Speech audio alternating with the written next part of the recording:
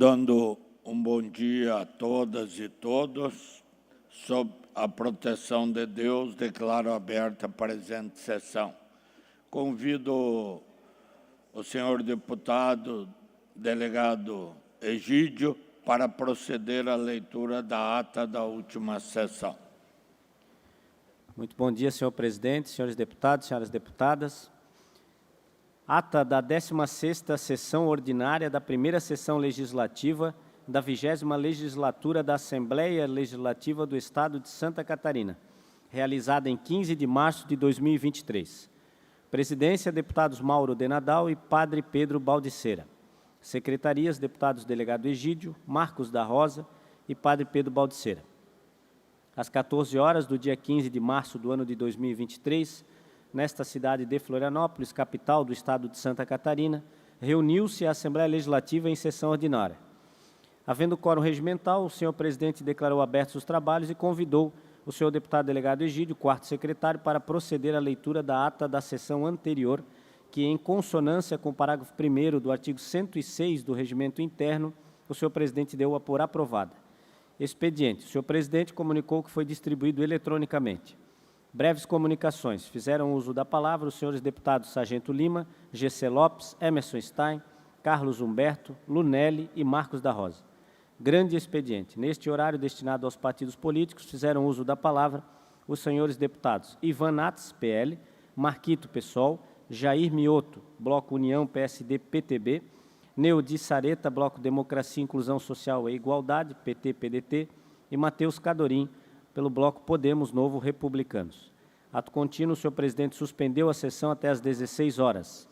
Reaberta a sessão, o senhor presidente adentrou no próximo horário. Ordem do dia. Foram aprovados o pedido de informação número 77 de 2023, as moções números 227 a 250 de 2023 e o requerimento número 684 de 2023. Na sequência, o senhor presidente deferiu os requerimentos números 344, 678 a 680, 692, 694 a 697, 704 a 756, 758 a 775 e 777 a 791, 793 a 808 de 2023. E comunicou que encaminhará aos destinatários as indicações números 166 a 183 de 2023. Explicações pessoais. Fizeram uso da palavra os senhores deputados Márcio Machado, Pepe Colasso e Altair Silva. Nada mais havendo a tratar, e antes de encerrar a sessão, o senhor presidente convocou outra ordinária para o dia seguinte, no horário regimental. Para constar, eu, quarto secretário, lavrei a presente ata. Era isso, senhor presidente. Obrigado, deputado Egídio. Em consonância com o parágrafo 1º do artigo 106 do Regimento Interno, dou a ata por aprovada. Solicito à assessoria que proceda à distribuição do expediente. Breves comunicações. Inscrito para falar em primeiro lugar, deputado Carlos Humberto, a quem concedo a palavra por até 10 minutos. E convido o deputado Egídio para assumir a presidência do trabalho.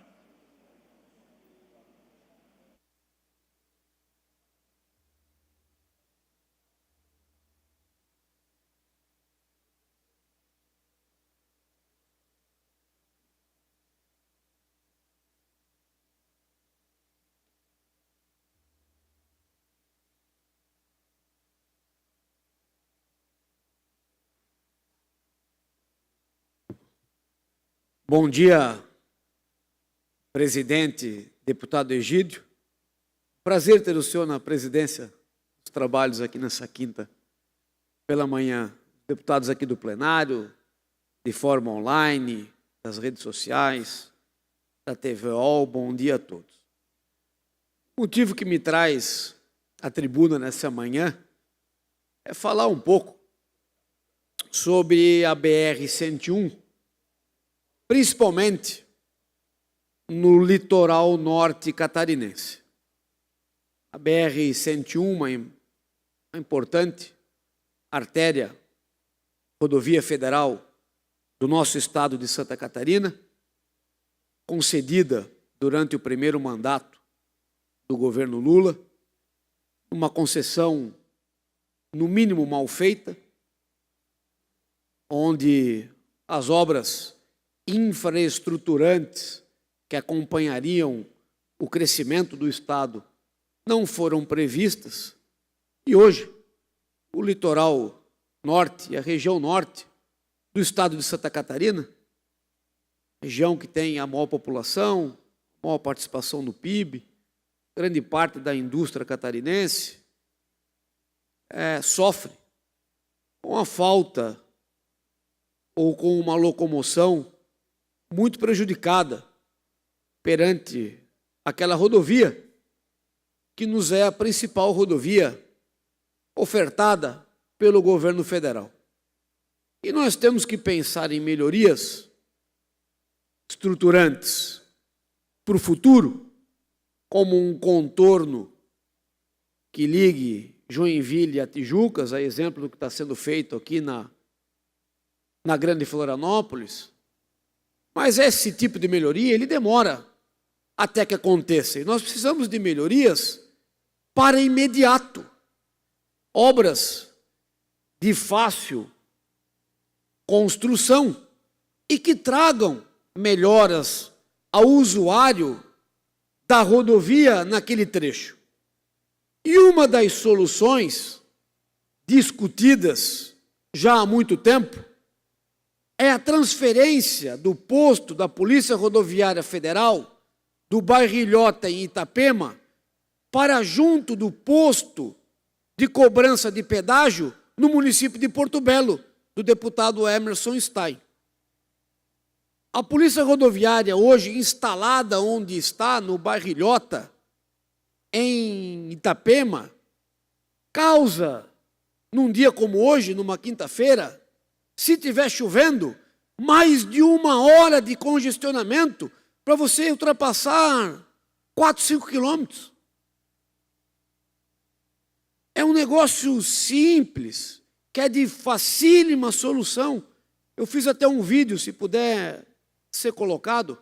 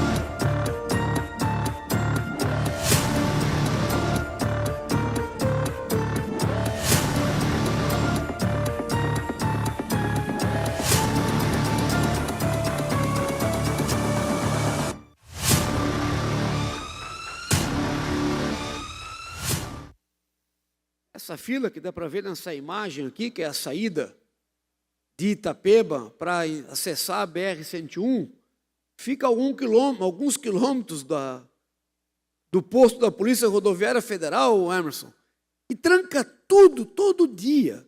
Se é no verão e você estiver saindo de Florianópolis, só conseguir atravessar aquele trecho, é mais de 1 hora. Se não é o verão, numa sexta-feira ou num domingo, também é mais de 1 hora. São congestionamentos constantes e diários.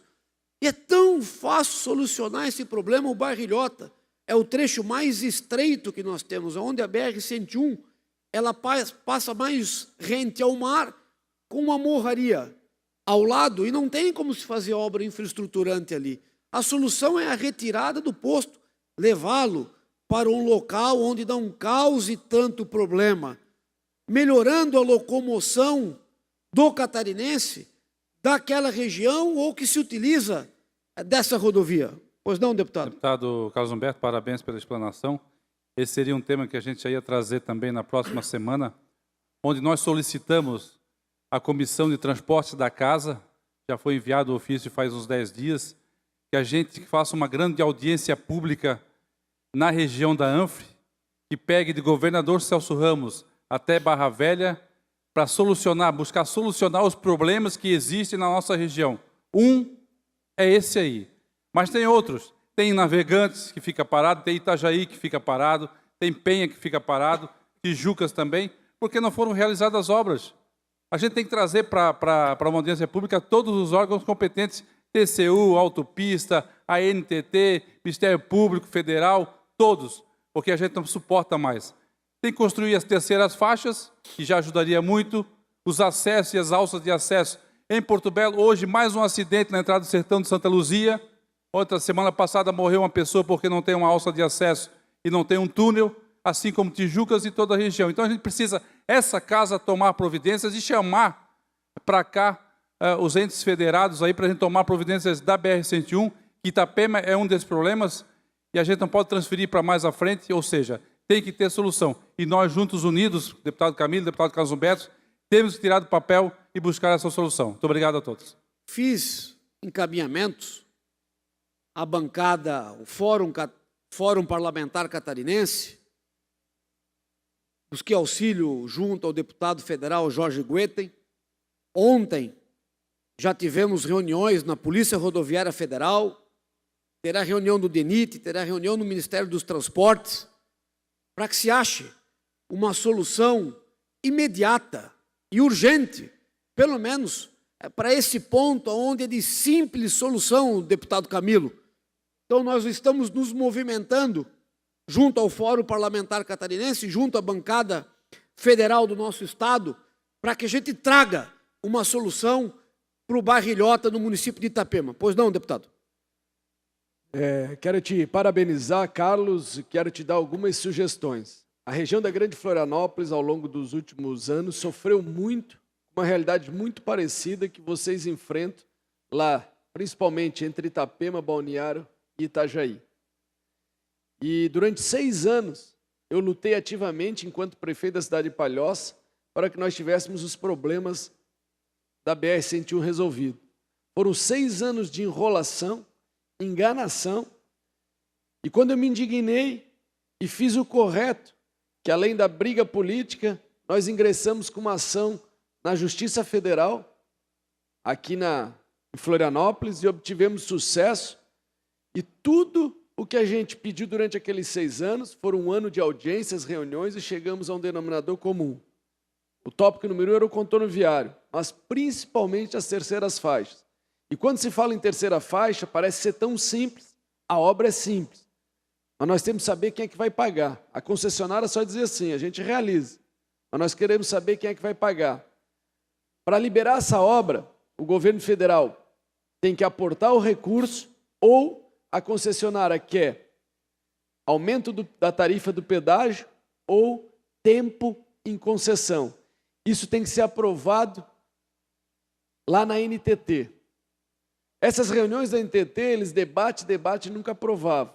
Graças ao juiz federal que deu prazo e achamos a solução. Então, a minha sugestão que eu faço, me coloco à disposição, o que for preciso na questão política, conte comigo, que eu acho que é um tema relevante, importante para Santa Catarina, porque prejudica a economia catarinense, o turismo daquela região que é muito forte, empresas deixam de ir para aquela região por causa da imobilidade, mas não deixe de falar com os prefeitos da região e ingresse imediatamente em juízo, que foi a única solução que o Judiciário Federal fez com que os órgãos federais viessem até Santa Catarina. Mais um minuto, deputado. Marcassem as reuniões e deliberassem em Brasília para que isso acontecesse. Então, se tu estás trazendo um tema de relevância, eu passo constantemente por ali, eu já me antecipo sempre 1 hora antes, porque eu sei que eu vou perder 1 hora naquele pequeno trecho, e essas mudanças são fundamentais, e as terceiras faixas, ela aumenta 50% na capacidade de trafegabilidade. Então, eu acho que é um tema que essa casa tem que levar à frente essa questão, me coloco à tua disposição. Eu tenho um pouco de experiência nisso, posso colaborar e ajudar, porque Santa Catarina e a região de vocês merecem imediatamente as terceiras faixas. Obrigado, deputado. Mais um minuto só para me encerrar, deputado Egídio, por favor. Mais um minuto também, deputado Carlos Humberto. Então, de forma breve, essa é uma questão importante para Santa Catarina, importante para Itapema, importante para Itajaí, importante para Balneário Camboriú, importante para Camboriú. É de fácil solução e por solução imediata, trazendo muita melhoria para o usuário da BR-101 e para a região norte e litoral norte do estado de Santa Catarina. Aproveito, agradeço aos apartes, agradeço à bancada federal que tem nos ajudado com essa demanda da mudança do posto da Polícia Rodoviária Federal dali para um local mais adequado, e tenho certeza que o estado de Santa Catarina ganhará muito se nós conseguirmos implementar essa melhoria para todos. Obrigado. Obrigado, deputado Carlos Humberto. Próximo inscrito para falar é o deputado Volney Weber. Pela ordem, senhor presidente. Pois não, deputado Napoleão. Deputado Egídio, preside a sessão. Queria registrar com muito carinho a passagem do aniversário do município de Gaspar, 89 anos, nesse sábado. É o coração do Vale e a capital nacional da moda infantil. De todos os produtos da moda infantil comercializados no Brasil, metade são produzidos no município de Gaspar, que tem se destacado também em perspectiva do turismo, a Rota das Águas, da gastronomia. É um município que orgulha a todos nós, uma referência para Santa Catarina, um xodó do Brasil. Então, parabéns, Gaspar, pela passagem dos seus 89 anos e prosperidade sempre a esse pujante município.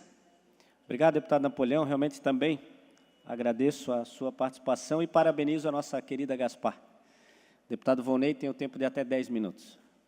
Muito bem. Bom dia, presidente, deputado Egídio. Bom dia também aqui aos nossos colegas deputados, deputadas.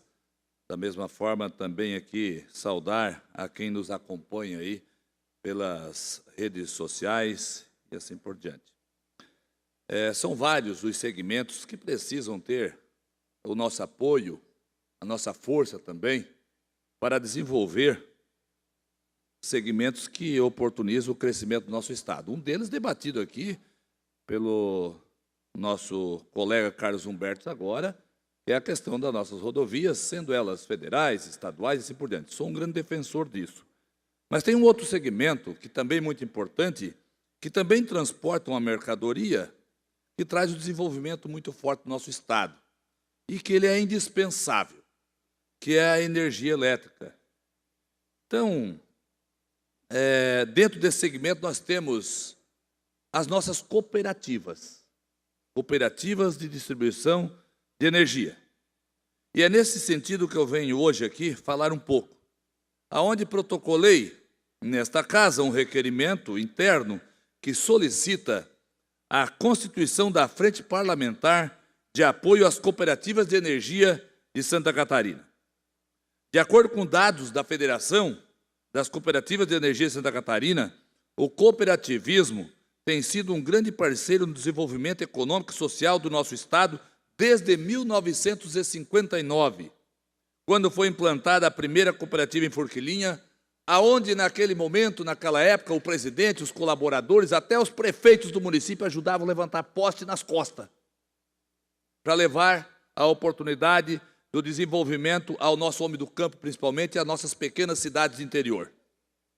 Então, foi por meio do cooperativismo, o governo do Estado também conseguiu captar recursos e assim executar projetos de eletrificação rural, que foi transformado em lei em abril de 1975. Entre o final da década de 70 e início dos anos 80, foi onde aconteceu a grande expansão da eletrificação rural em Santa Catarina. Hoje, a Federação das Cooperativas de Energia de Santa Catarina possui 22 cooperativas filiadas, tendo mais de 31 mil quilômetros de redes em 260 mil propriedades catarinenses. São atendidas mais de 1 milhão de pessoas. Um número expressivo que merece o nosso apoio, o nosso incentivo E por isso, nobres deputados, que vim a esta casa requerer a constituição de uma frente parlamentar que trate desse segmento e das nossas cooperativas. Precisamos estudar maneiras de fortalecê-las para que possam ter competitividade no mercado de energia. Somos grandes parceiros, com certeza, da Federação das Cooperativas e, assim, buscarmos subsídios que contribuam para o desenvolvimento do setor. Por isso, eu quero aqui agradecer aos nobres colegas que aprovaram nesta semana a instalação, através da sensibilidade dos colegas, a instalação da criação da Frente Parlamentar de Apoio às Cooperativas de Energia de Santa Catarina. Frente parlamentar essa que vai, com certeza, nos dar oportunidade de debater assuntos importantes. Assuntos esses que posso citar um deles, aonde já reivindicamos na legislatura anterior, nobre presidente, colega Rodrigo Minotto, junto à Fazenda, junto ao governo do Estado, a possibilidade de, através dessa casa, com a sensibilidade do governo do Estado, a possibilidade de destinarmos 20%, nada mais do que isso, do ICMS que elas mesmas recolhem. Mas, porém, não de forma contínua, mas quando apresentado projetos aprovados pelo governo, a instalação de novos equipamentos no segmento, principalmente na área rural, que tem muitos municípios de área rural que não têm a oportunidade da energia trifásica. E que o Estado, com certeza, vai ter um grande lucro sobre isso. Porque ali, instalada a energia trifásica, vai ter ali instalação de novas atividades, equipamentos, mais consumo, mais imposto, mais crescimento, mais geração de emprego, mais pessoas vivendo com qualidade. 20% esse que vai oportunizar instalação de novas subestações nos municípios pequenos, onde as nossas cooperativas, muitas vezes, elas estão impossibilitadas de fazer o investimento porque o bolso não alcança. Mas essas subestações vão dar oportunidade de crescimento, de novas empresas, novos negócios e fazer com que o homem do campo tenha a oportunidade de ficar lá produzindo alimento, oportunizando o café, o almoço e a janta, tanto na cidade quanto lá na roça. Não tem outra maneira. Aonde também esse 20% vai oportunizar projetos de novas redes de transmissão de energia de alta tensão, oportunizando a nossa cooperativa a entrar no mercado livre e comprar por um preço mais acessível, oportunizando competitividade. Competitividade, tanto para quem está lá produzindo, competitividade para o nosso Estado, ultrapassando fronteiras, trazendo mais recursos e movimento econômico para o nosso Estado num todo. Mas também oportunizando as redes trifásicas, projetos de redes trifásicas para o homem do campo. Então, eu venho aqui, no dia de hoje, agradecer aos nobres colegas deputados que, na terça-feira desta semana, aprovaram aqui nesta casa a instalação da Frente Parlamentar em defesa das nossas cooperativas, nada mais que isso, em defesa dos nossos catarinenses. Deputado Thiago Zilli, boa parte. Bom dia, parabéns, deputado Vonei Weber.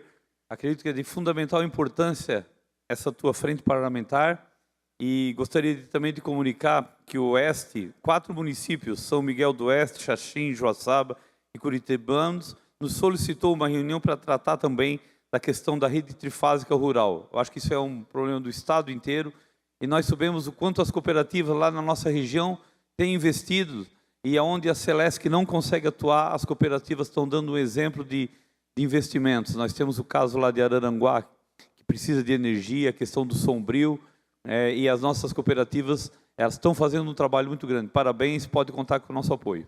Obrigado. Também o parte, deputado Massoco, nosso líder do governo na casa. Bom dia, presidente. Bom dia aos demais vereadores. Obrigado pela parte, deputado Volney. É muito importante, sim, aliado ao cooperativismo, a expansão da rede trifásica. Esse é um problema de todo o estado de Santa Catarina. E a Celesc tem divulgado valores, lucros consideráveis. Mas pegar a nossa região, Volney, tem agricultor que, se tiver que puxar a rede trifásica 1 quilômetro, ele tem que vender a propriedade. Essa é a grande verdade. Muitos agricultores precisam expandir com construção de chiqueirões, de aviários, enfim, de trazer mais recurso para cada chiqueiro, cada aviário, enfim, em qualquer aspecto econômico que necessite de rede trifásica, é um recurso que o Estado deixa de arrecadar. Então, parabenizar aí muito, conto com o meu apoio, né? A gente vem trabalhando muito com o governo Jorginho Melo e esperamos que nesse governo você consiga aí sim expandir a rede trifásica em todo o estado de Santa Catarina, que vai favorecer o agricultor, vai favorecer o comércio, vai favorecer a indústria, todos os setores econômicos do estado de Santa Catarina. Muito obrigado. Obrigado, deputado Massoco. Jair Mioto. O parte, então, deputado Jair Mioto, que está de forma online. Deputado, parabenizá-lo por esse tema e informar que na Comissão de Minas e Energia nós estamos realizando uma reunião ampliada com a Celesc justamente sobre esse tema. Claro, também as cooperativas de eletrificação comunitárias são importantes, mas estamos chamando a Celesc sobre esse tema da instalação das redes trifásicas no meio rural. Obrigado, parabéns pela temática. Muito obrigado. Solicito já 1 minuto a mais, presidente, para minha conclusão. Certamente, concedido 1 minuto. Então, tenho trazido esse tema porque é tão debatido já em épocas passadas. Mas eu tenho certeza que o nosso governador, Jorginho Melo, um homem que veio do campo, que vem da área do interior, que também tem essa sensibilidade, tem convicção disso e que vai tratar isso com muita atenção, com muito carinho, junto ao nosso secretário da Fazenda, o Cleverson, porque isso não é nenhum financiamento, não é nenhuma doação, mas é simplesmente 20% do ICM delas recolhido através de projetos que vai gerar muito mais através desse investimento. Então, que nosso trabalho aqui realmente ele faça diferença às cooperativas e ao setor do nosso Estado, oportunizando geração de renda, qualidade de vida e crescimento. Um grande abraço, um bom dia a todos e que Deus nos abençoe. Obrigado, deputado Volney Weber. Ainda em breves comunicações, o próximo inscrito para falar é o deputado Marquito. O deputado tem também o prazo de até 10 minutos.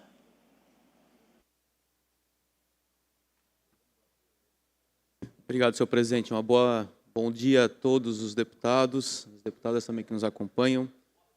Quero aqui, nesta breve comunicação, falar um pouco de algumas vivências que eu tenho tido durante algumas viagens de visitas a alguns municípios, que têm relação direta com a questão do manejo, da gestão e do gerenciamento dos resíduos sólidos nos municípios.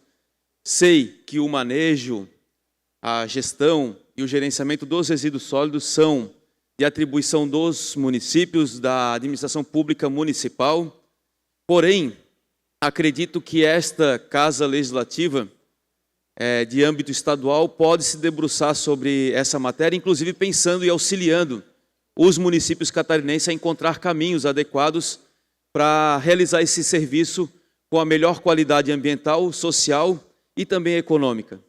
Eu tenho visto e tenho, inclusive, encontrado uma série de municípios de médio porte, pequeno porte, que têm uma dificuldade enorme com vários pontos de descarte irregular de resíduos sólidos. Quem aqui dos municípios médio e pequeno encontra isso com muita frequência, locais onde acaba sendo viciado o descarte irregular de resíduos da construção civil, resíduos de podas e até mesmo, às vezes, resíduos gerais, como plástico, papel, metal e assim por diante.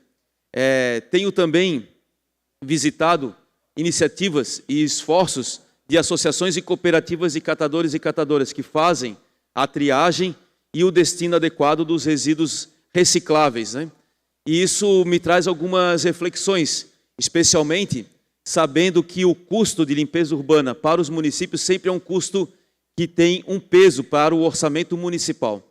E muitas vezes é um entrave para a própria administração pública municipal, para os prefeitos, é sempre um tema recorrente em tribunas nas câmaras de vereadores, e por isso a gente tem apresentado aqui na Câmara, na Assembleia Legislativa, conjuntamente com o deputado Marcos Vieira, uma proposição de construir uma frente parlamentar para discutir a questão da reciclagem, da cadeia produtiva da reciclagem, dos resíduos sólidos, das iniciativas públicas de limpeza urbana, porque grande parte hoje dos municípios ainda executa o próprio serviço, os municípios pequenos especialmente, os médios e grandes já têm contratos e concessões com algumas empresas, inclusive que deve ter um olhar especial sobre essa casa.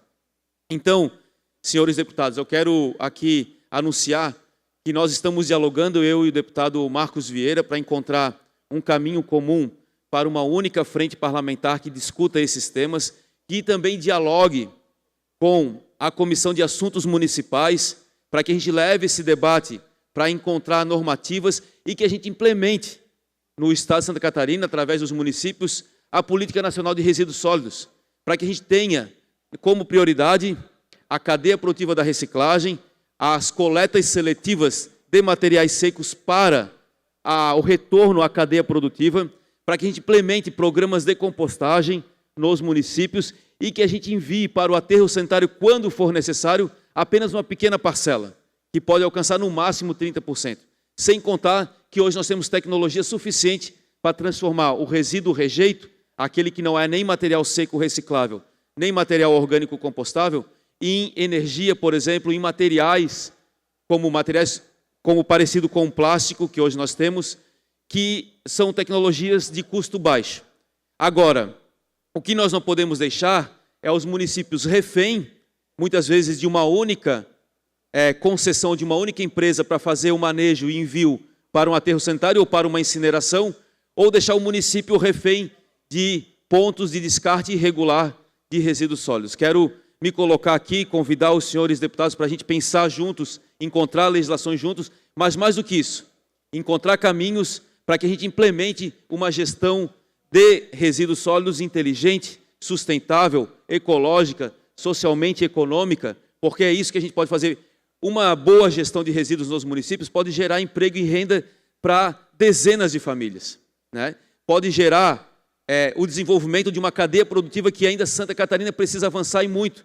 Os nossos outros 2 estados da região sul, Paraná e Rio Grande do Sul, já têm indústrias de transformação de alguns tipos de materiais, por conta de uma série de estratégias, muitas vezes até tributárias, para que essas cadeias produtivas se desenvolvam. Em Santa Catarina, a gente precisa avançar de forma significativa.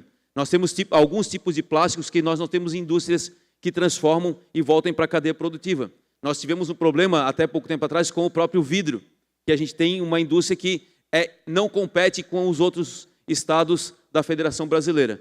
Portanto, eu quero aqui pedir o apoio dos senhores para a gente encontrar esse caminho. Eu acho que a casa, e é um momento oportuno, diante de tudo que vem acontecendo em vários municípios, que muitas vezes fica refém de um único contrato, mas a gente pode encontrar soluções e saídas, e elas estão no manejo adequado, através da reciclagem, através da compostagem, através de tecnologias de transformação dos materiais e rejeitos. Quero também aqui ressaltar para os senhores uma ida minha, uma visita a uma cooperativa na região de Blumenau. A cooperativa de Blumenau, a Cooper Recicla Blue, é uma cooperativa muito antiga, quem é da região conhece. Ela hoje está dentro de um galpão nas áreas onde era o antigo aterro, o antigo lixão, no SAMAI, administrado pelo SAMAI, um galpão que é altamente adequado, com boa circulação de ar, um galpão que tem esteiras fixas, rolantes, que poucas cooperativas e associações no estado de Santa Catarina têm esse tipo de material, suspensa, que o material cai do lado, que valoriza o trabalho daqueles catadores e que hoje trabalha com aproximadamente 65 pessoas São 65 pessoas que representam suas famílias. A renda média desses 65 trabalhadores da reciclagem, que chamados de catadores, mas que fazem a triagem e o envio adequado dos resíduos, está em torno de R$ 2.000, R$ 2.200. É uma boa renda comparada a muitas outras associações e cooperativas que às vezes não chega a um salário mínimo de renda, pelas condições de trabalho. Um galpão que foi construído para aquela finalidade, mas infelizmente a Prefeitura de Blumenau tem solicitado a retirada dessa cooperativa desse galpão. É o lugar mais adequado. 50% da coleta seletiva de Blumenau é triada e enviada para a cadeia produtiva da reciclagem através dessa cooperativa. É um galpão adequado para esse tipo de atividade e gera trabalho, emprego e renda de forma significativa para 65 pessoas, trabalhadores da reciclagem. É um modelo exemplar. Então eu faço aqui também a minha menção e um pedido especial, já protocolei inclusive esse requerimento, para que a Prefeitura de Blumenau reveja essa posição de retirar essa cooperativa de lá, mas mais do que isso, que amplie a participação da coleta seletiva, que pode ser cada vez mais ampliada. Naquele município, por exemplo, a análise gravimétrica ela pode alcançar 45% do material todo coletado de forma reciclada. E isso é uma diminuição do custo, porque quando não vai para a reciclagem, aquele material que deixou de ser separado e reciclado, ele tem que ser pago para ser enterrado. Então, todo município pode ter a certeza absoluta, ele diminui o custo dele de aterramento quando ele implementa políticas de reciclagem e de compostagem. Então, eu faço aqui esse pedido especial, também convido os senhores a assinarem o requerimento da nossa frente parlamentar em conjunto com o nosso deputado Marcos Vieira, mas mais do que isso, acho que essa casa pode se debruçar essas matérias e quero que os senhores contem com a minha participação, sendo que é uma área profissional do qual atuei por muito tempo, mas também legislei também durante a minha vida enquanto vereador aqui na capital. Muito obrigado. Obrigado, deputado Marquito. Próximo inscrito é o deputado Lucas Neves. Pela ordem, senhor presidente. Pois não. Presidente Egídio, queridos colegas deputados, eu queria fazer um registro hoje que alegra muito meu coração, porque na vida um valor, um princípio importante que deve permear a vida de todos nós é a gratidão, é carinho e gratidão. Se hoje eu tenho a honrosa oportunidade de ser deputado estadual, defender Santa Catarina, defender os catarinenses, é porque um dia eu fui vereador. E se um dia eu fui vereador do município, é porque um então vereador me deu a oportunidade, à época que eu era suplente, de exercer por um mês, como suplente, um mandato parlamentar. E esse vereador está ali, vereador Yannis Mantal, vereador experiente, 6 mandatos. Se hoje eu tenho a oportunidade de ser deputado estadual, ter sido prefeito de Blumenau, é porque em algum momento da minha vida em que eu era suplente de vereador, um bravo vereador, um querido vereador, honrosamente me cedeu aquela oportunidade e me permitiu chegar ao mandato. E hoje, para a alegria de todos nós, esse grande homem está ao lado de um grande filho, atual vereador do município de Blumenau, que é o vereador Fernando. Mais 30 segundos. Aqui eu destaco com muito carinho essas presenças honrosas e queria compartilhar com todos os deputados esse momento feliz da minha vida em hoje, na condição de deputado estadual, receber pai e filho, vereadores do município de Blumenau, e a minha vida pública se deve muito a esse grande homem. Muito obrigado.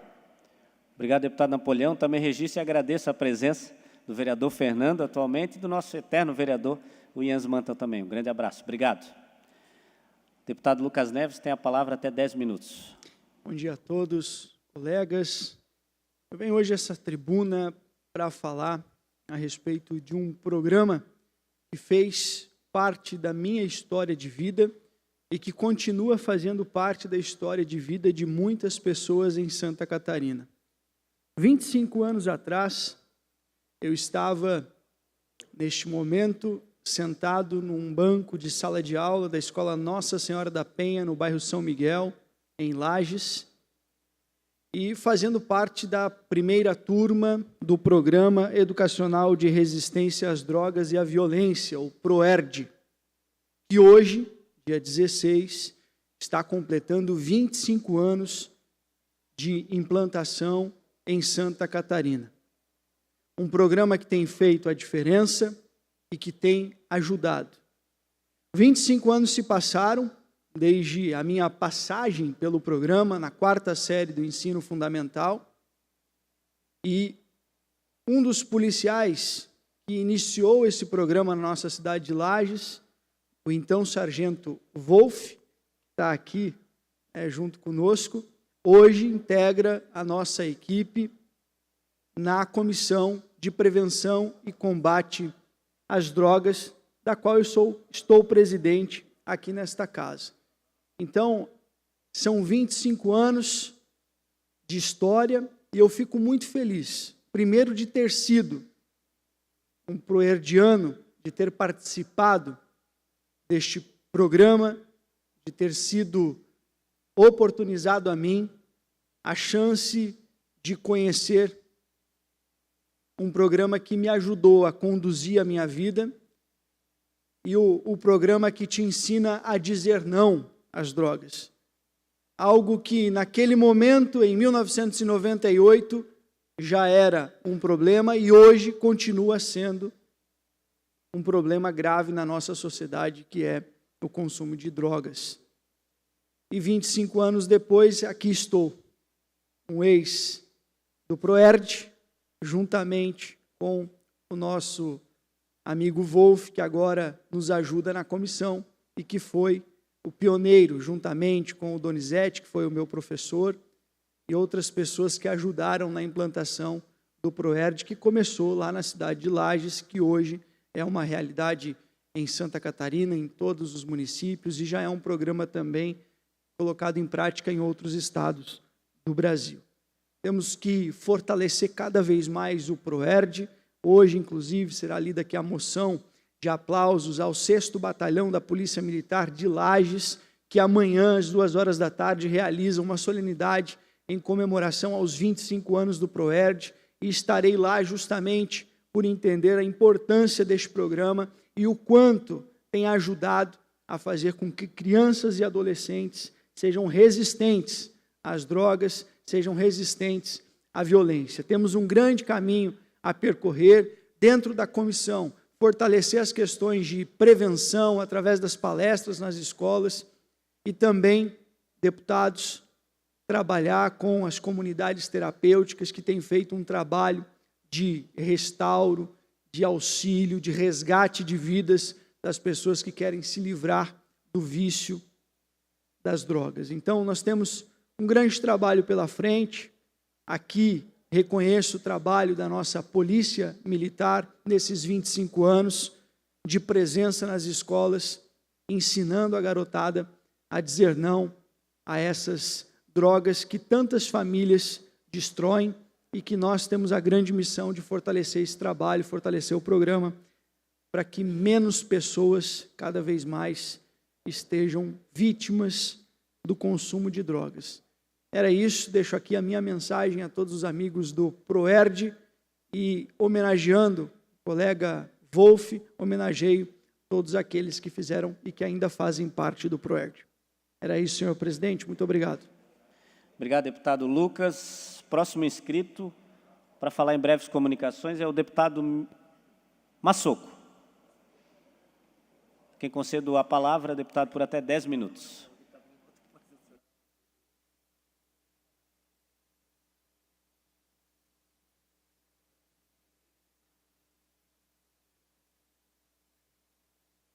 Bom dia, presidente, demais membros da mesa, saudar nossos deputados, pessoas aqui presentes no plenário.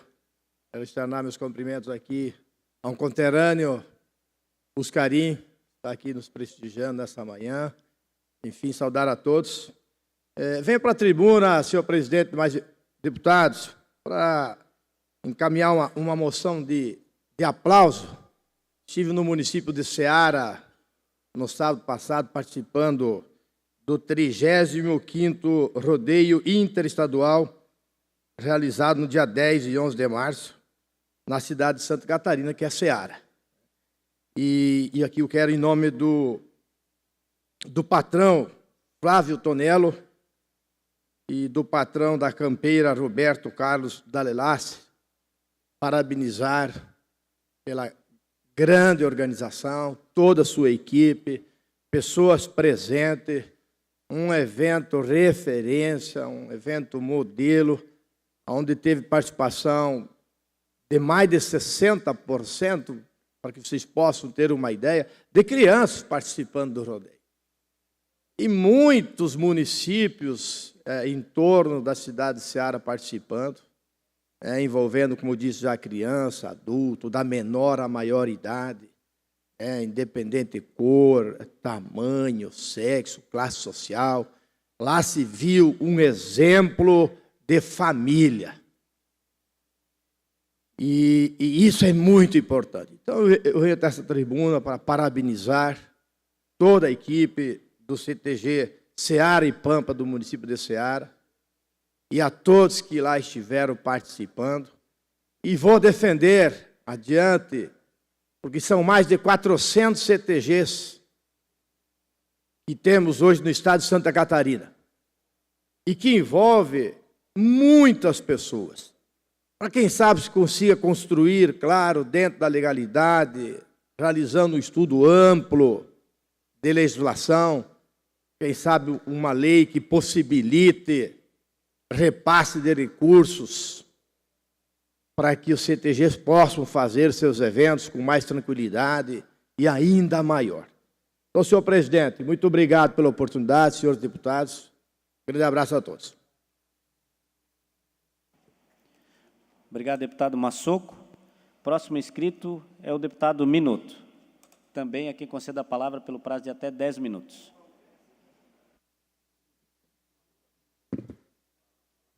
Bom dia a todos, senhores deputados, deputadas, todos que nos acompanham também pela TVA, juntamente com os nossos colegas de forma digital.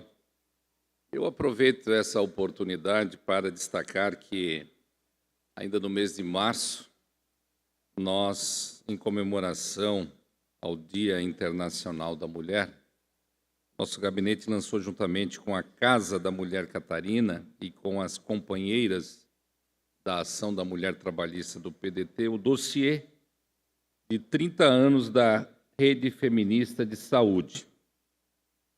Esse dossiê, a Rede Feminina de Saúde, de Direitos Sexuais e Direitos Reprodutivos, é uma articulação política nacional do movimento feminista e das mulheres. Foi fundada em 1991 e possui abrangência nacional, sendo atualmente composta por 9 regiões: Santa Catarina, Rio Grande do Sul, Mato Grosso do Sul, Pará, Bahia, Minas Gerais, Rio de Janeiro, São Paulo e Paraná. A rede é articulada por trabalhadoras, pesquisadoras e ativistas pela saúde e pelo direito das mulheres, especialmente os direitos sexuais e reprodutivos. A rede também desenvolve ações, pesquisas e projetos com enfoque na saúde da mulher no Brasil e na América Latina. Falo isso porque é importante que as pessoas tenham conhecimento sobre esse projeto, está disponível nas redes digitais, que homenageia o marco dos 30 anos da Rede Nacional Feminista da Saúde. Os direitos sexuais e reprodutivos, como falei, esse é um projeto que tem um apoio institucional do Fundo de População das Nações Unidas do Brasil no âmbito do primeiro edital nas trilhas do Cairo de 2020. A publicação tem como objetivo contemplar as pautas feministas que foram e ainda são cruciais para a atuação da rede feminista de saúde durante esses 30 anos. Os temas que integram esse dossiê são a violência contra as meninas e as mulheres, a mortalidade materna, a humanização do parto, o aborto, o racismo e a saúde das mulheres negras, a saúde das mulheres vivendo com HIV/AIDS. Somada a essas temáticas e apresentada como introdução, uma análise da conjuntura política dos direitos humanos e da saúde pública no Brasil nos últimos 30 anos, com ênfase para os avanços e as conquistas, os retrocessos e os desafios em saúde, direitos sexuais e direitos reprodutivos das meninas, mulheres e pessoas com útero. Nesse dossiê, todos os textos foram escritos por mulheres integrantes desta rede, entrelaçadas e que juntas sustentam uma luta de 30 anos. São elas trabalhadoras, pesquisadoras e ativistas que dedicam suas vidas e seus esforços em defesa da saúde integral das mulheres pelos direitos sexuais e reprodutivos. Então, eu trago aqui um exemplo desse dossiê da Rede Feminista de Saúde, e tivemos a felicidade também de contribuir e colaborar no lançamento. E cabe aqui os meus cumprimentos a Emília Miranda, que é psicóloga, e também a Leina Pérez Rodrigues, que é cientista social pela Universidade Federal do Rio Grande do Sul. A elas e a todas essas mulheres que contribuíram para a produção e elaboração desta obra, os meus cumprimentos e os meus parabéns pela iniciativa. Era isso, senhor presidente. Muito obrigado. Obrigado, deputado Rodrigo Minotto.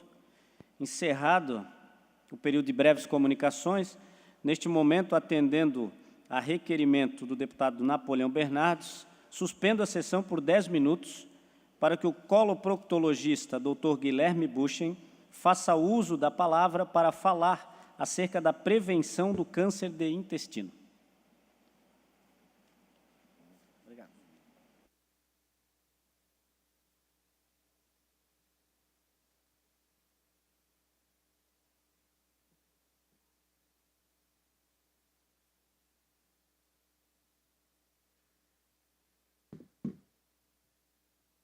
Olá, bom dia. Primeiramente, gostaria de parabenizar os que me antecederam aqui. Em particular, gostaria de fazer menção ao discurso do deputado Carlos Humberto. Parabéns, realmente é uma grande necessidade. Falo como cidadão catarinense. São pequenas soluções como as propostas pelo senhor, que dão um grande resultado a curto prazo. Obviamente, temos curto, médio e longo prazo, mas uma proposta muito inteligente. Gostaria também de agradecer, deputado Maurício, presidente. Gostaria de agradecer ao deputado Napoleão Bernardes pelo espaço concedido para que possamos debater nessa casa sobre o câncer de intestino. E nesse mês de março, vemos a Alesc iluminada de azul, a pedido do deputado Vicente Caro Preso, tem a sua campanha simbolizada pelo Março Azul Marinho. Vamos tentar falar um pouco aqui sobre a relevância dessa doença e de algumas estratégias de políticas públicas para sua prevenção. Nos últimos meses, a doença, o câncer de intestino, tem ganhado importante relevância na mídia nacional em função do falecimento, da morte do nosso rei Pelé, que faleceu decorrente de câncer de intestino. Junto a ele, a cantora Preta Gil foi diagnosticada com câncer de intestino também, e ela está em tratamento e vem compartilhando essa sua trajetória, essa sua jornada nas redes sociais, portanto, chamando bastante atenção em relação ao tema. Tema esse, senhores, de grande relevância. Estamos falando aqui do segundo câncer mais frequente, tanto em homens quanto em mulheres, ficando atrás apenas do câncer de próstata e do câncer de mama. Entretanto, diferente do câncer de próstata e de mama, o câncer de intestino ele evolui de uma lesão benigna, de uma lesão chamada pólipo, que vai crescendo, crescendo, crescendo até ela virar câncer. Esse processo ele demanda alguns anos. E é aí que as estratégias de política pública podem atuar. Se eu tenho uma lesão benigna que demora anos para virar o câncer, há a possibilidade de antecipar o problema e realmente trabalharmos com a prevenção, tá? Através de rastreamento. As estratégias de prevenção, elas consistem na pesquisa de sangue oculto nas fezes ou na colonoscopia. E todo e qualquer cidadão, pessoa, paciente, deve iniciar sua estratégia de prevenção aos 45 anos de idade, a cada 5 anos. Mesmo aquelas pessoas que não tenham sintoma nenhum. O que cabe a essa Assembleia, a essa casa? Estabelecer ou desenhar as estratégias de prevenção, que são muito complicadas, muito difíceis dentro do contexto do câncer de intestino. Não faz sentido algum uma campanha de conscientização à população sem que a gente gere condições da população buscar, de fato, essa prevenção. No fundo, isso só gera uma ansiedade das pessoas terem informação e não conseguirem buscar os recursos necessários. E eu vi nesse mês inúmeros colegas médicos nos mais diversos meios de comunicação falando sobre o tema. Então, certamente, a população vai estar bastante alerta aos sintomas e às estratégias de prevenção. O principal exame necessário é a colonoscopia. E a gente sabe que a colonoscopia ela é de difícil acesso na rede pública. E talvez esse seja o grande motivo da minha visita a essa casa hoje. Convencer vocês que sai mais barato investir em estratégias de prevenção com a colonoscopia do que o tratamento final de câncer. Cada paciente que necessita de tratamento para câncer de intestino custa, em média, ao Estado, R$ 77 mil. Os senhores terem uma ideia, a estimativa é que aqui em Santa Catarina, só nesse ano, 2.500 a 3.000 catarinenses tenham esse diagnóstico, a esse custo de R$ 77 mil. Um custo muito alto para uma doença que pode ser evitada. Nós todos sabemos que o SUS é um sistema caro, pesado, mas muito disso acontece em função da falta de efetividade no emprego dos recursos disponíveis. Aqui temos um real exemplo de um sistema que ganha as duas pontas, um sistema ganha-ganha. Ganha a população, que pode ter acesso a um exame adequado e a prevenção, e ganha o Estado, que diminui os seus custos de tratamento com câncer. Mas, senhores, por legislação, o custo da atenção básica, ou seja, o custo da prevenção com a colonoscopia, ele é de responsabilidade do município. Mas quando um paciente tem um diagnóstico de câncer, esse custo ele é do Estado. Ou seja, me parece aqui um grande problema. O município ele não consegue recurso suficiente para a prevenção e, no fim das contas, quem acaba assumindo esse custo é o Estado. Então, proponho aos senhores que o Estado consiga auxiliar os municípios no custeio das colonoscopias, para que realmente haja essa economia do Estado em relação aos tratamentos. Bom, nesse sentido, então, gostaria de deixar aqui, de finalizar deixando um apelo aos senhores para uma atenção especial a esse diagnóstico, esse assunto, essas estratégias de prevenção. Coloco também à disposição as sociedades catarinenses de coloproctologia, gastroenterologia, para debate e pensamento na estruturação dessas estratégias. Muito obrigado a todos.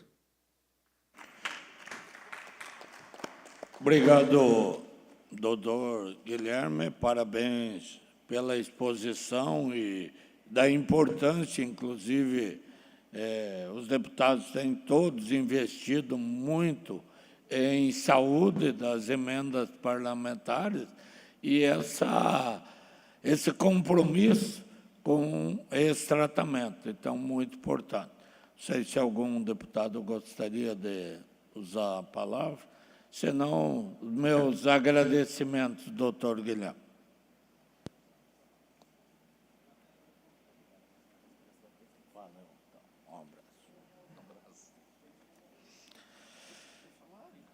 Reabrimos a sessão e passamos ao horário destinado aos partidos políticos. O primeiro horário pertence ao bloco União, PSD, PTB.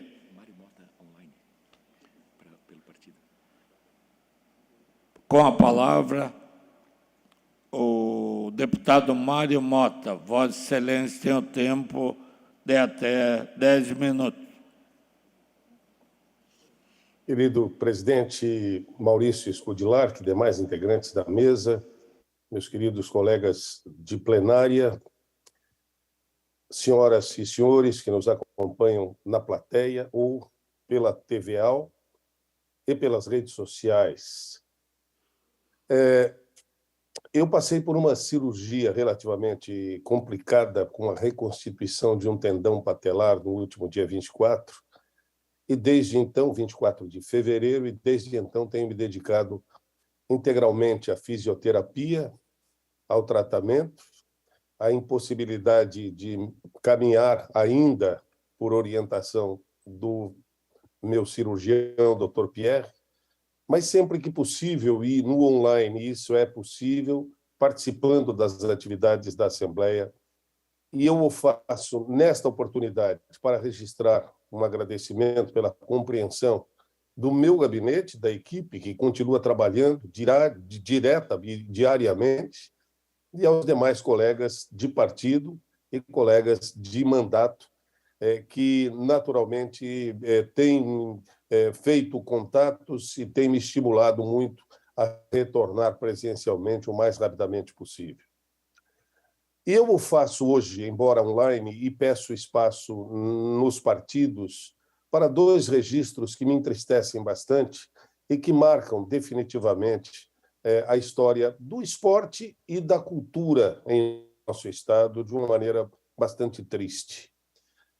Em Lages, a morte do jogador de futebol Zé Melo, mais que isso, de um cidadão lagiano, de um cidadão catarinense, que mesmo nascido em Governador Valadares, Minas Gerais, em janeiro de 1960, de ter iniciado a sua carreira como jogador de futebol pelo Vasco da Gama, sendo campeão brasileiro e campeão carioca na década de 70, decidiu vir para Santa Catarina, em Lages, sendo contratado pelo Inter de Lages em 1980, retornou definitivamente em 1990, fez com que, de algum modo, com seu futebol, o time do Inter voltasse à primeira divisão do Campeonato Catarinense naquela oportunidade. Foi artilheiro da Copa Santa Catarina em 92 com 14 gols, terminou aquela temporada com 31 gols. Aliás, Zé Melo foi o maior artilheiro da história do Inter de Lages, com 93 gols em 256 jogos. Teve uma breve passagem pelo Figueirense, aqui da capital, em 1993, mas por onde passou, deixou, além do bom futebol que praticava pela ponta direita, uma alegria de viver, uma simpatia e uma empatia, tanto com os companheiros dentro de campo, como com torcedores, com imprensa, tanto assim que acabou fixando residência em Lages, e em 2001 acabou tornando-se treinador do Leão da Serra, permanecendo no cargo até 2009. Em julho de 2020, recentemente, ele sofreu um aneurisma cerebral. Recuperou-se com limitações. Eu me lembro de tê-lo encontrado durante a campanha que me trouxe à Assembleia Legislativa, nas ruas de Lages, e foi, sem dúvida, um reencontro que me deu muita emoção, sempre com aquele sorriso no rosto. Essa lembrança eu guardo também da sua passagem, porque depois disso ele terminou a sua vida profissional como comentarista esportivo. Passou pela extinta Rádio Guri AM e uma passagem foi brilhante na Rádio Clube de Lages, ligado à família Amaral e ao SCC-SBT. O Zé Melo está sendo velado, neste momento, no ginásio, aliás, no Estádio Municipal, em pleno gramado do Estádio Municipal Vidal Ramos Júnior. E esta recepção dos seus fãs vai até às 8 horas da noite. Depois ele passa para o ginásio Ivo Silveira, que é ao lado do Estádio Municipal, e estará lá até às 8 horas da manhã de amanhã, quando será alvo de um culto pela Igreja do Evangelho Quadrangular na sua sede em Lages, às 9 horas, e o sepultamento em seguida no Jardim da Paz, no bairro Guarujá.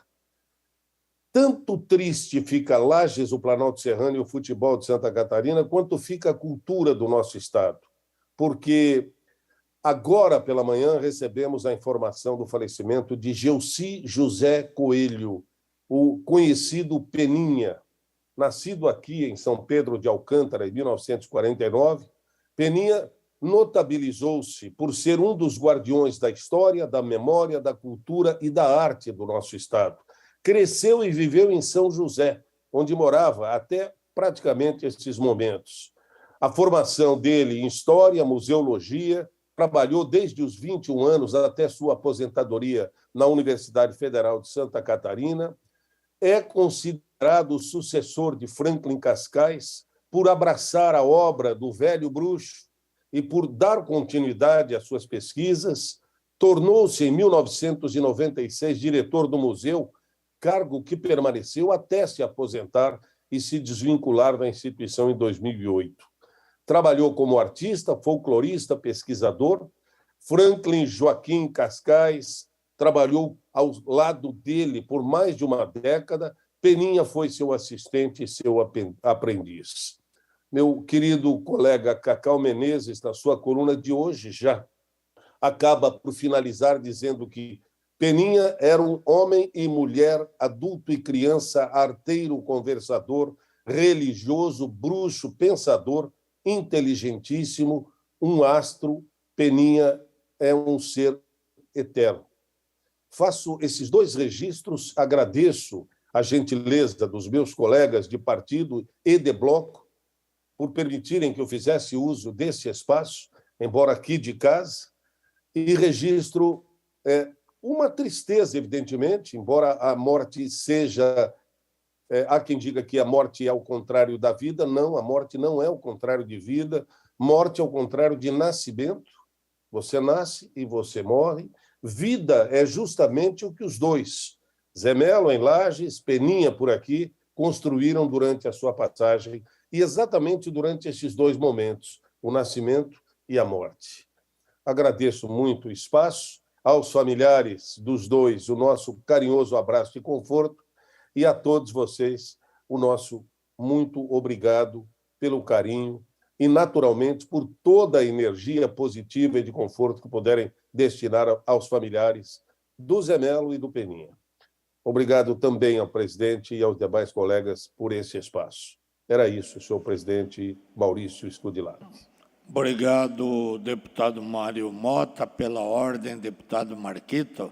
Obrigado, senhor presidente. Quero também cumprimentar o nosso deputado Mário Mota, desejar boa recuperação para Vossa Excelência e também registrar aqui o meu pesar, né, pela partida do Peninha, que é uma grande figura da cultura catarinense, do Brasil e do mundo, inclusive.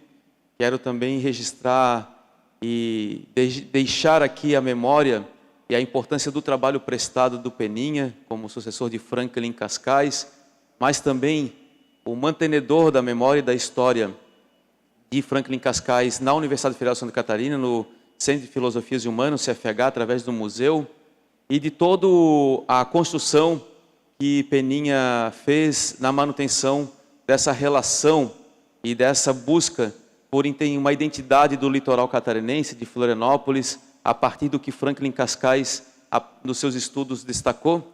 E ele foi essa pessoa viva. Mais 30 segundos. Ele foi essa pessoa viva que manteve sempre firme a cultura e essa relação do homem do mar e do campo, da terra e dos mares, e por isso quero aqui também deixar os meus sentimentos para toda a família e que a memória de Franklin Cascais e de Peninha permaneçam vivas, e é um trabalho nosso, enquanto políticos, de auxiliar nesse processo. Muito obrigado. Obrigado, deputado. Pela ordem, deputado Felipe Neves.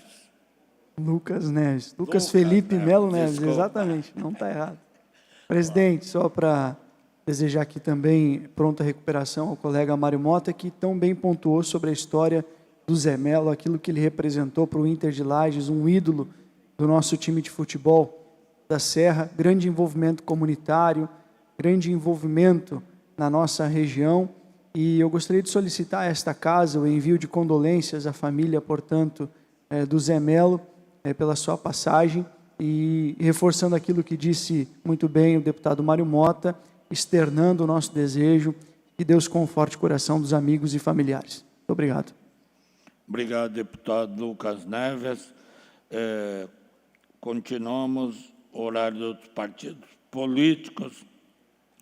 Próximo horário, bloco Democracia, Inclusão Social e Igualdade, PT-PDT. Próximo horário, bloco Podemos, Republicano Novo. Próximo horário pertence ao PP. Próximo horário ao PSOL. Com a palavra, deputado Marquito. Vossa Excelência tem o tempo de até 3 minutos. Obrigado, senhor presidente. Queria aqui dar continuidade também a uma fala que eu fiz na sessão de ontem, em horário de partido, que foi sobre o processo que a gente vem passando em muitos municípios catarinenses, especialmente aqui no litoral centro-sul, centro-norte, que é relacionado às alterações ou revisões dos planos diretores, né? Florianópolis está com essa discussão bem presente, mas nós temos aí muitos municípios que passam por essa necessidade, essa legalidade, que é ou fazer ou revisar o plano de acordo com a periodicidade que isso se apresenta em lei, que é a lei maior, que é a lei do Estatuto da Cidade, mas também as leis que implementam os planos diretores. Quero dizer que esse processo é um processo que precisa ser olhado com muita cautela, com muito cuidado, porque quando o município amplia e realiza um debate de revisão do plano diretor, que é um instrumento para uso e ocupação do solo, que caracteriza a forma de ocupar e de desenvolver o município, mas também que ele planeja o município para os próximos 10 anos, segundo o Estatuto da Cidade. E que ele precisa apresentar vamos dizer assim, uma proposta, um projeto de cidade. Que cidade será essa daqui 5, 10, 20, 50 anos? E muitas vezes as revisões e os processos de alteração de plano diretor estão muito pautados em mudanças pontuais do atual momento, sem fazer uma avaliação ampla das consequências disso a longo prazo. Então, um instrumento para minimizar essa questão é o instrumento que calcula ou que faz uma análise da capacidade de suporte de cada cidade ou de cada região, de cada bairro. Capacidade de suporte é fazer o cálculo de quanto que a gente consegue, de ocupação daquela área, conseguir fazer o gerenciamento dos resíduos sólidos, do esgotamento sanitário, da drenagem urbana, do abastecimento de água, do abastecimento de energia elétrica, a capacidade de suporte sobre o transporte público para aquelas áreas. Então, os estudos prévios e os instrumentos de medição que dão origem a uma análise de que projeto a gente vai apresentar, de que tipo de uso a gente vai dar, eles são altamente necessários e precisam ser completamente considerados. Então, eu trago esse primeiro ponto. O segundo ponto é entendermos que nós estamos numa área onde que várias legislações ambientais elas são muito importantes, especialmente quando se trata do litoral, que é a Lei da Mata Atlântica, uma lei importante que tem como destaque a prevenção e a preservação de ecossistemas como áreas alagadas, banhados, manguezais e assim por diante. Então, quero aqui fazer essa fala e dizer da importância dessa Assembleia. Mais 30 segundos. Obrigado.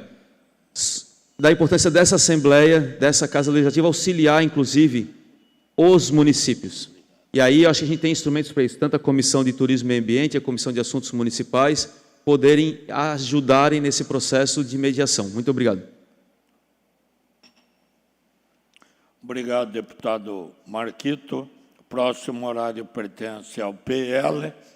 Eu solicito a palavra e solicito ao deputado delegado Egídio que assuma a presidência.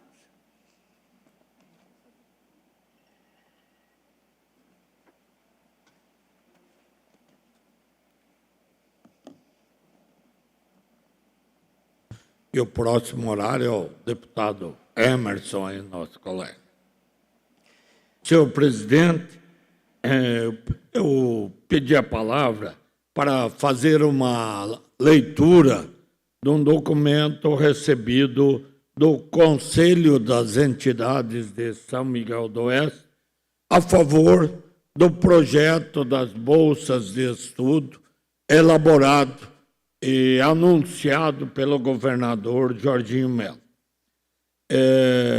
O Conselho das Entidades Empresariais de São Miguel do Oeste é uma organização informal, sem fins lucrativos, composto por 17 entidades legítimas que representam a classe econômica e empresarial do município de São Miguel do Oeste, em Santa Catarina.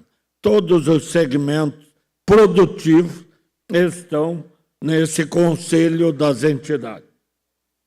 Essas entidades têm por finalidade deliberar acerca de pautas pertinentes ao desenvolvimento do município e da comunidade. Assim, nos cabe pleitear junto a Vossa Excelência uma pauta de relevante impacto para o desenvolvimento educacional de nossa cidade e também de todo o estado catarinense. Como é do vosso conhecimento, o projeto Universidade Gratuita, programa elaborado pelo governador Jorginho Melo, está encontrando resistências para aprovação e destinação de seus recursos, da ordem de 2 bilhões que beneficiarão a comunidade estudantil e acadêmica de Santa Catarina. Ocorre que dentro dessa resistência estão as universidades privadas que disputam parte desse recurso, o que se entende ser contraditório pela finalidade do projeto que visa beneficiar as universidades comunitárias. O Sistema CAF, Associação Catarinense de Fundações Educacionais, está presente em todas as regiões e atende uma significativa parcela dos acadêmicos matriculados no ensino superior do nosso estado. São universidades comunitárias, como a Universidade do Oeste de Santa Catarina, a UNOESC, que atua na melhoria da qualidade de vida com projetos comunitários através da reaplicação de recursos recebidos. O recurso vai para a universidade, ali é trabalhado, ali é investido em torno da própria comunidade. Com isso, sabemos que o projeto será um marco e um avanço para oportunizar o ensino superior a uma grande parcela da comunidade, revertendo em profissionais mais qualificados e disponíveis ao mercado de trabalho. Assim, o Conselho das Entidades faz essa moção de apelo para que o compromisso ora firmado pelos senhores deputados seja cumprido ao aprovar o projeto, destinando o recurso de 2 bilhões exclusivamente para instituições com fins comunitários. A sociedade catarinense certamente reconhecerá o comprometimento dos parlamentares com essa iniciativa em prol da educação e de um futuro melhor. Atenciosamente, Juarez Soares dos Santos Júnior, presidente do Conselho das Entidades. Eu fiz questão de ler este documento, deputado Egídio, deputado Emerson, deputado Marquis, todos os deputados que nos acompanham presencial e online, porque esse projeto é muito importante. As faculdades particulares hoje recebem 10% do montante destinado às bolsas de estudo. E nos últimos anos, não tem, inclusive, utilizado esse total. Mesmo assim, o governador Jorginho Melo apresentou o projeto e aumentando para 20% para as faculdades privadas. As fundações educacionais, as faculdades comunitárias, têm os seus cursos 100% presencial. Chega algum curso específico que não daria 1% dos alunos a ter curso online. Mas mesmo recebendo material online, é obrigado ao presencial. Então eu vejo, hoje nós temos a Universidade Federal, que oferece curso gratuito, gratuitos não, pagos pelo cidadão, pagos pelo dinheiro público. Nós temos a UDESC a nível do Estado e nós, com esse projeto, o governo quer oportunizar que aquele cidadão que tem dificuldade financeira, que não consegue pagar um curso universitário, possa ter oportunidade.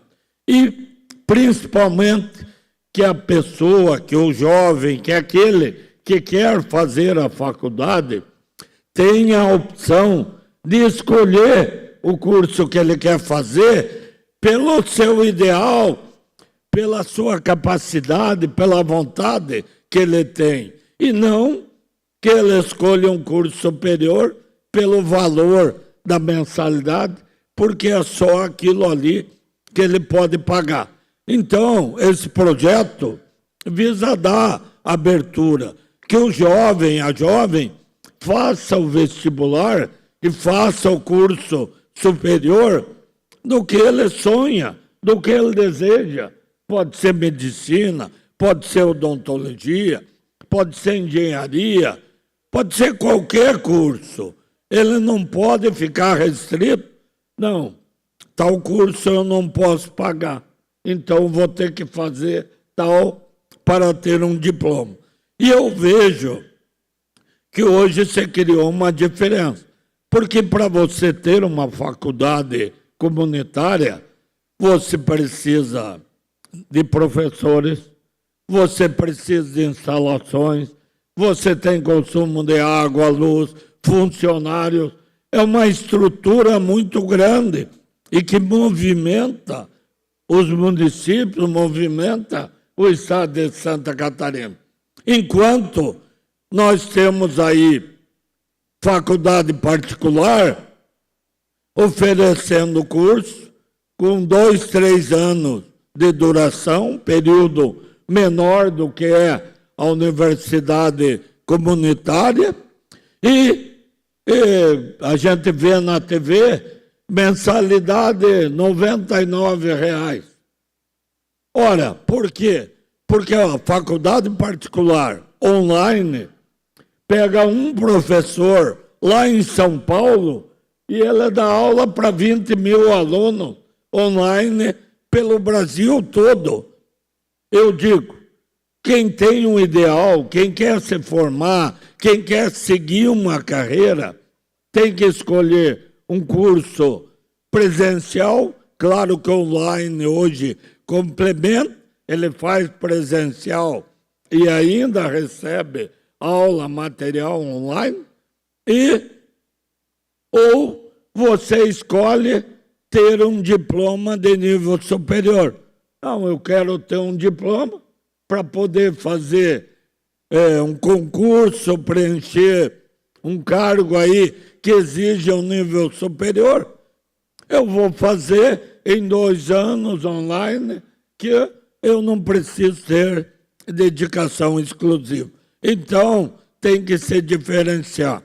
O que o governo do Estado quer fazer é investir num ensino de qualidade, num ensino que tenha a presença do aluno diariamente na faculdade, que tem laboratório, que tem área de estudo, que tem que manter essa estrutura. Se nós passarmos a ter só o curso online e o jovem passar a buscar um diploma por ter um diploma para fazer um concurso, ele vai fazer a faculdade online, depois ele faz um cursinho preparatório para aquele concurso e está habilitado. Não, o projeto do governo é muito maior, é ter a educação de Santa Catarina se destacando a nível nacional. Por isso, muito importante esse documento do Conselho das Entidades de São Miguel, porque não só São Miguel do Oeste, muitos municípios sabem a revolução que tiveram com a implantação de universidades no seu município, o que gerou desenvolvimento, empresas, profissionais qualificados, construção civil e tudo que envolve a educação nesse sentido. Por isso, o meu apoio à manifestação do Conselho das Entidades, o meu apoio ao projeto do Governo do Estado, e nós temos que diferenciar o que nós queremos. Jovens que possam ter a oportunidade de fazer uma faculdade, que é a faculdade dos seus sonhos, e que tenham um estudo, um ensino qualificado. Quem quer buscar um diploma para poder fazer um concurso, para poder galgar algum posto, pode ter a opção, mas não é justo que uma universidade que tem o ensino presencial venha competir com uma faculdade privada, onde um professor dá aula online para 20 mil alunos. Obrigado, senhor presidente. Obrigado, deputado e presidente Maurício Kudlak. Próximo horário destinado aos partidos políticos é do bloco Social Democrático, MDB, PSDB. Farei uso da palavra, deputado Fernando. Vou revezar com o deputado Emerson. Pois não, deputado Fernando? O senhor e o deputado Emerson também querem fazer uso da palavra nesse momento, pelo tempo de até 12 minutos. Perfeito. Então, senhores deputados, muito bom dia a todos que nos acompanham. Eu quero falar rapidamente sobre um tema que é extremamente preocupante, principalmente para a área da educação física em Santa Catarina. Ontem, saiu uma notícia que a FESPORT será obrigada a aceitar treinadores sem graduação em educação física. A FESPORT até então tinha no seu regulamento a obrigatoriedade de um profissional de educação física, né, o técnico da modalidade, ser um profissional de educação física. Então, o profissional de educação física poderia atuar como técnico. Agora, através de uma decisão judicial de um desembargador, ele entendeu que a figura do técnico ela não entra na atividade física expressamente dita. É algo que realmente existem vários debates e discussões sobre isso. A Lei 9696 de 1998, ela não prevê a alegação do judiciário, do desembargador do Tribunal de Justiça, ela não prevê a figura do técnico, quando foi regulamentada a profissão de educação física. Então, fica aqui a minha sugestão. Primeiro é um apelo à FESPORT, à Procuradoria do Estado, que realmente recorra dessa decisão, que é uma decisão judicial. A gente entende, o desembargador ele seguiu o trâmite da lei e realmente não existe a figura de técnico na Lei 9696. Mas nós todos entendemos, no mérito, nós entendemos que, para ser técnico, principalmente um formador de atleta, você precisa ter um conhecimento técnico, um conhecimento de atividade física, de exercício físico, de biomecânica, de fisiologia. Então, realmente, apenas o profissional de educação física tem essa condição, essa capacidade. Nós precisamos nivelar o debate por cima e não por baixo. Então, fica aqui meu apelo para que a FESPORT e a Procuradoria do Estado recorra dessa decisão e, no mesmo momento, a FESPORT faça a mudança do regulamento. Se o entendimento é que a figura do técnico não existe na Lei 9696, que coloque a figura, no regulamento do calendário FESPORT, a figura do responsável técnico, parênteses, profissional de educação física. Nós precisamos, sim, valorizar as pessoas que se dedicaram anos estudando para ofertarem oportunidades sociais através do exercício físico, oportunidades de saúde através da promoção da saúde como profissional de educação física. Então, as oportunidades para as pessoas que são práticas já foram dadas anteriormente. As pessoas tiveram a condição de serem provisionadas em educação física, fazer alguns cursos de reciclagem e capacitação, só que isso por um período. Agora, realmente quiser trabalhar na área da educação física, na área esportiva, precisa sim ser um profissional de educação física. O CREF já está batalhando em cima disso, tenho certeza, mas que a FESPORT possa recorrer dessa decisão, que é uma decisão muito difícil e que abre um precedente muito grande. Imaginem, senhores, daqui a pouco um dentista, que é um profissional da saúde bucal, ele vai perder espaço para um prático que ele só apenas arranca dentes. Então, nós não podemos nivelar esse debate por baixo. Nós precisamos, sim, fazer uma regularização dessa lei, fazer com que o regulamento seja alterado, para que daí, sim, essas brechas que existem na lei não tenham aí problemas futuros. Então, gente, fica aqui meu apelo como profissional de educação física, como defensor dessa área, e por acreditar que o técnico, o professor, é, sim, uma pessoa que tenha conhecimento técnico e saiba o que esteja fazendo do lado de uma quadra, do lado de uma pista. Então, com todo o respeito às pessoas que hoje não são profissionais de educação física, mas que elas possam se habilitar e aí sim serem técnicos das modalidades. Obrigado. Obrigado, deputado Fernando. Com a palavra, o Obrigado, deputado deputado Fernando Kerlin, também, por dividir o espaço conosco do nosso partido. Antes de iniciar, senhor presidente, cumprimentá-lo, presidente, delegado Egídio, todos que nos assistem, os deputados que estão online, a TV UAU, e quero aqui agradecer a presença, está aqui na casa, os diretores da Cultura, da Fundação de Cultura do município de Porto Belo. Eu vi ali o Josimar, vi o Marcelo, são amigos que fazem um grande trabalho na cidade de Porto Belo, na cultura, e que tem a nossa presidente e a Cristiane de Jesus. Eu quero me ater aqui, após o pronunciamento do deputado Carlos Humberto, falando aqui da BR-101, e é um tema que a gente tem que trazer para essa casa, eu já ia trazer na próxima semana, levantando dados, onde a gente precisa tomar posição, e eu já fiz um pedido à Comissão de Transporte dessa casa, de Infraestrutura, para uma audiência pública no município de Navegantes, onde abrange aí toda a nossa região, desde o governador Celso Ramos até Barra Velha, onde a gente tem obras que precisam ser tiradas do papel.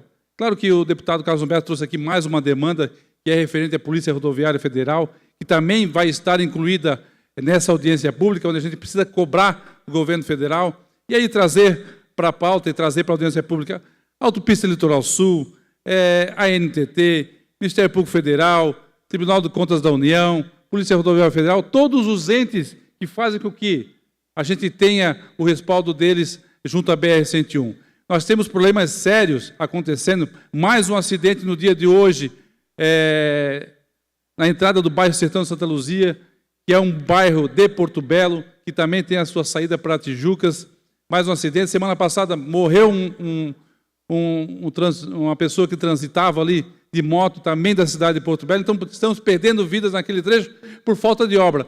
E aí sempre se falou, quando fomos na NTT, que tinha que estar a obra no quinquenal, no plano quinquenal. Mas esse quinquenal, Marquito, nunca saiu, porque não tem nem os projetos prontos. O prefeito de Porto Belo e vereadores estiveram lá em Brasília essa semana, não existe projeto. Então tem que ter projeto. Se tivermos o projeto, a gente vai conseguir tirar do papel. Mas a gente tem que trazer eles para a gente buscar realizar essas obras importantes que precisam, porque Santa Catarina é um estado turístico. Infraestrutura, eu sempre falo, infraestrutura, saúde e segurança pública, tem que estar ligados com o turismo. Então, a gente já solicitou a comissão, espero que a comissão, que é presidida pelo deputado Antídio Lunelli, e já conversei com ele também, para agilizar essa audiência pública, que a gente quer ver se realiza ela no mês de maio, ou mais tarde no mês de junho, para que a gente cobre dessas entidades aí, que a gente consiga tirar do papel, pelo menos as terceiras faixas, como falou aqui o deputado Camilo Martins, que é de fundamental importância, a gente circula praticamente todos os dias na BR-101, a terceira faixa facilita muito, e é 50% que a gente consegue resolver em pontos críticos da BR-101. Por quê? Porque a pessoa já sai da sua cidade, já sai na faixa, no sentido único para onde vai, ou norte ou sul. Então, é um pedido que a gente faz aqui, e que tenha certeza de que a gente trazendo, e aí sim, se não resolver, a gente procurar fazer aí uma ação de direta de constitucionalidade, uma ação junto ao Tribunal, o Ministério Público também, Tribunal de Justiça, para que a gente consiga tirar do papel essas importantes obras. Colocar no pedágio, mas até hoje só foi aumentado o pedágio e todo o recurso e dinheiro está indo para o contorno da Grande Florianópolis, que é importante, está saindo do papel, mas que a gente precisa também das outras obras, e aí tem que saber o que é necessário. Autopista Litoral Sul, tem que dizer para nós, é necessário o Tribunal de Contas da União aprovar, é necessário, a gente precisa saber para cobrar politicamente aí, junto aos nossos deputados federais, nossos senadores, para chegar até o ministro dos Transportes e o presidente da República.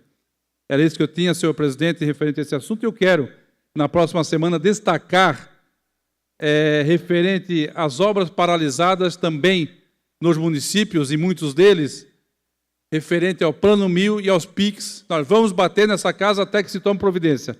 Alguém tem que ser responsabilizado. Só Porto Belo são 14 milhões de reais parados, e muitas obras nem vão sair mais do papel. Por quê?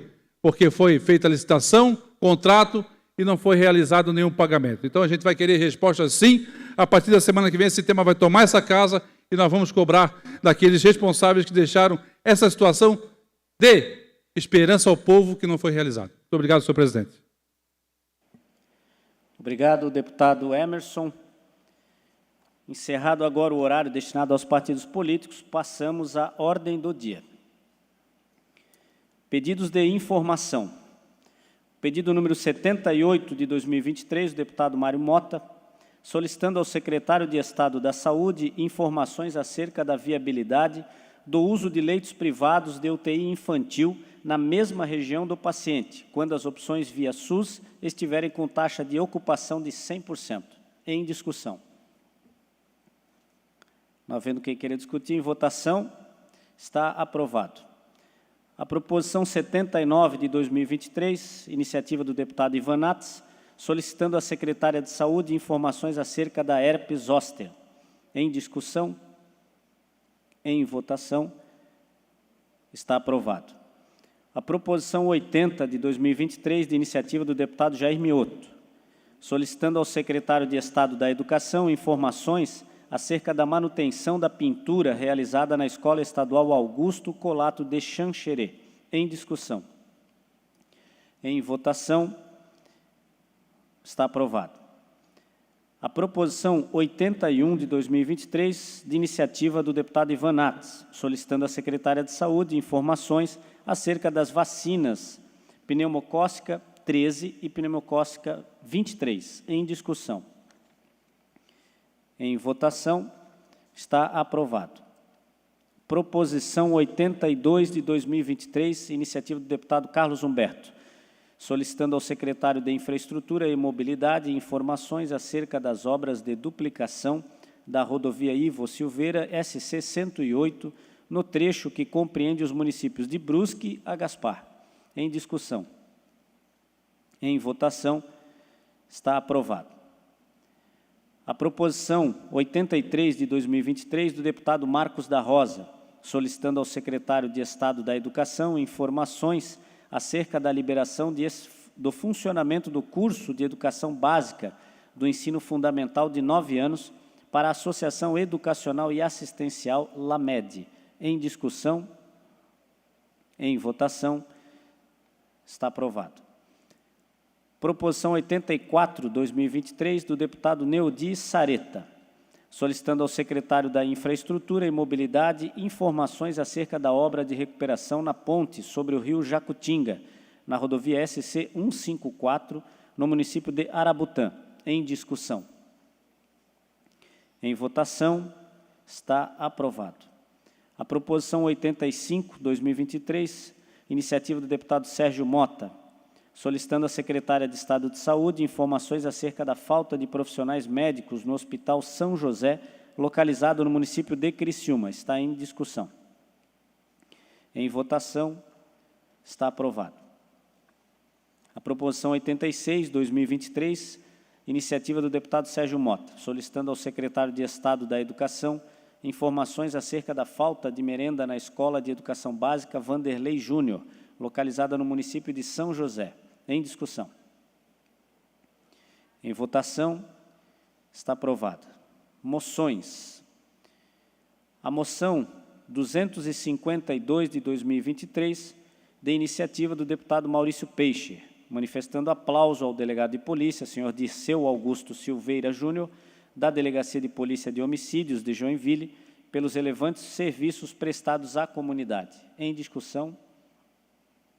Em votação, está aprovado.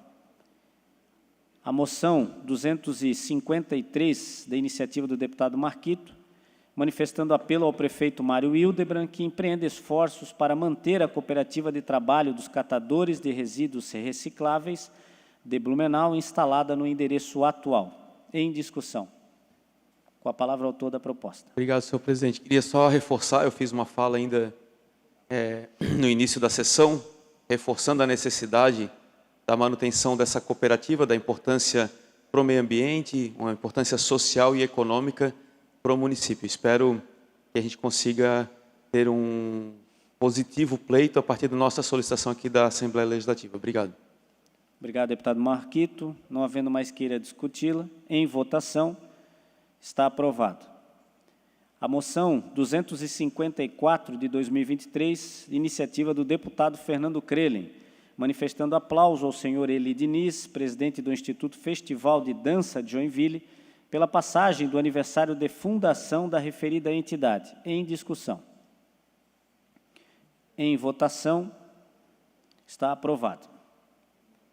A moção 255, número de 2023, de iniciativa do deputado Lunelli, manifestando aplauso à Major Clarissa Dias Soares pela assunção ao comando do 22º Batalhão da Polícia Militar, sendo a primeira oficial mulher a assumir o posto na referida unidade operacional. Está em discussão. Em votação, está aprovado. A moção 256, de 2023, iniciativa do deputado Massoco, manifestando aplauso ao patrão Flávio Tonello e ao patrão da campeira Roberto Carlos da Leste, do Centro de Tradições Gaúchas, CTG Seara e Pampa, pela realização do 35º Rodeio Interestadual, realizado nos dias 10 a 11 de março na cidade de Seara. Em discussão. Em votação, está aprovado. A moção 257 de 2023, iniciativa do deputado Altair Silva, manifestando aplauso ao senhor Valdemar Bordignon pelos relevantes serviços prestados à Concórdia e região. Está em discussão. Está em votação. Aprovado.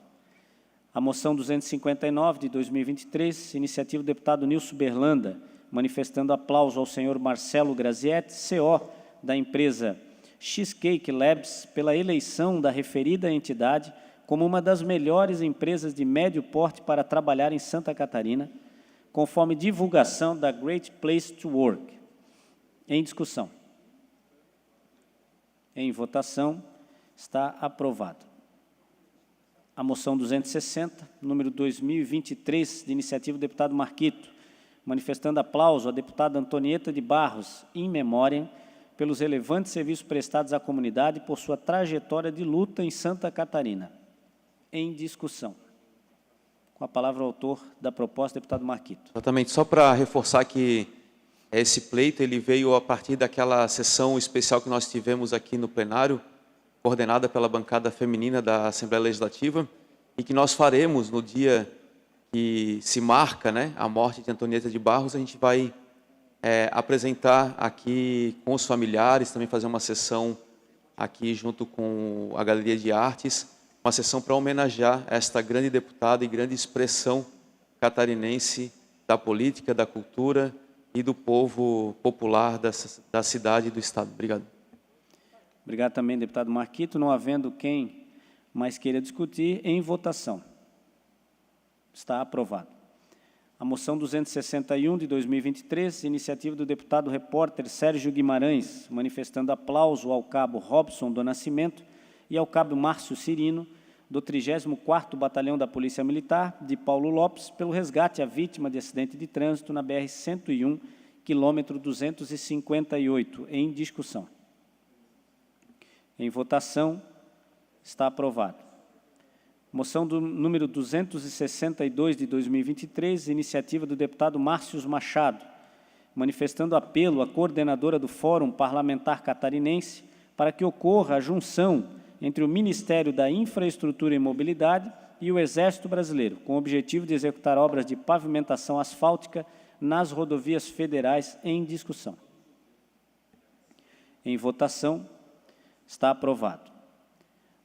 Moção número 263, de 2023, iniciativa do deputado Lucas Neves, manifestando aplauso ao comandante do 6º Batalhão de Polícia Militar, Tenente-Coronel Fabiano da Silva, pelos 25 anos de implementação do Programa Educacional de Resistência às Drogas e à Violência, PROERD em Santa Catarina, em discussão. Em votação, está aprovado. Deferimento, esta presidência comunica que defere os seguintes requerimentos. Requerimentos 811 a 815, 818 a 827, 831 a 838. Comunicação. Esta presidência comunica que encaminhará aos destinatários, conforme determina o regimento interno, as seguintes indicações. Indicações 184 a 189 e 191.